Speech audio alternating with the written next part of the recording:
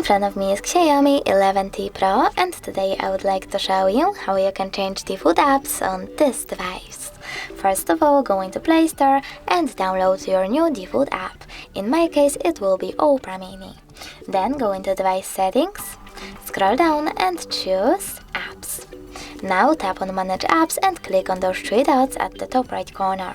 Select default apps, and for example, if you wish to set your browser app as default one, the new browser, you have to click on Browser and pick the preferable one. I want to go with Opera, so I have to tap on it and simply go back. As you can see, my default app has changed.